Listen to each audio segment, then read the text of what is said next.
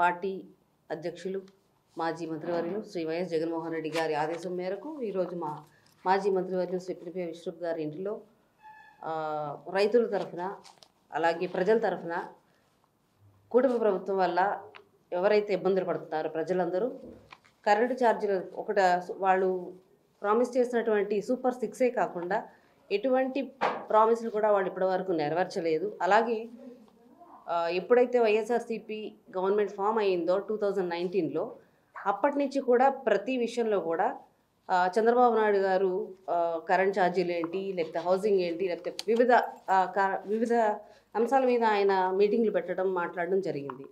ప్రత్యేకించి కరెంటు గురించి చెప్పాలంటే మేము ప్రభుత్వం ఏర్పరిస్తే కరెంట్ ఛార్జీలు పెంచము, తగ్గిస్తాము, మీ మార్క్ ఇది మా మార్క్ ఇది అని చెప్పేసి ఆయన చెప్పడం జరిగింది. ఆయన మార్క్ ఏంటో ప్రజలు అనేవాళ్ళు గుర్తించలేకపోయారు అనేది ఈరోజు మనకి స్పష్టంగా అర్థమవుతుంది.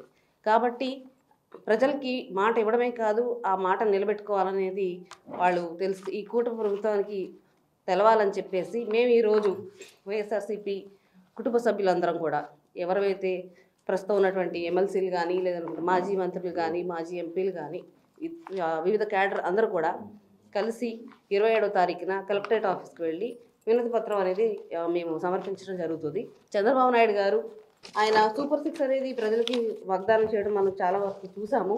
అలాగే వాగ్దానం చేయడమే కాదు, వాటిని నెరవేర్చాలన్నది కూడా ఆయన మర్చిపోతున్నారు. ప్రజలు ముఖ్యంగా ఈ కరెంటు ఛార్జీల పెంపుకి ఈరోజు చాలా వివిధమైనటువంటి ఇబ్బందులు పడుతున్నారు. అలాగే ఎస్సీలకి 200 యూనిట్స్ అనేది దాటకుండా చేసినటువంటి ప్రభుత్వం వైఎస్ఆర్సీపీ అయితే ఇప్పుడు ప్రజల మీద ఛార్జీల బాధలతో ఇంకా ఇబ్బంది పెడుతున్నారు. కాబట్టి మేమందరం కూడా కలిసికట్టుగా కలెక్టరేట్ వెళ్ళి ఈ విషయం మీద కలెక్టర్ గారికి వినతి పత్రం అనేది అందిస్తాం. మరిన్ని వీడియోస్ కోసం ఛానల్ ని సబ్స్క్రైబ్ చేయండి. లేటెస్ట్ అప్డేట్స్ కోసం వాట్సాప్ ఛానల్ ని ఫాలో అవ్వండి. ఆ లింక్ డిస్క్రిప్షన్ లో ఉంది.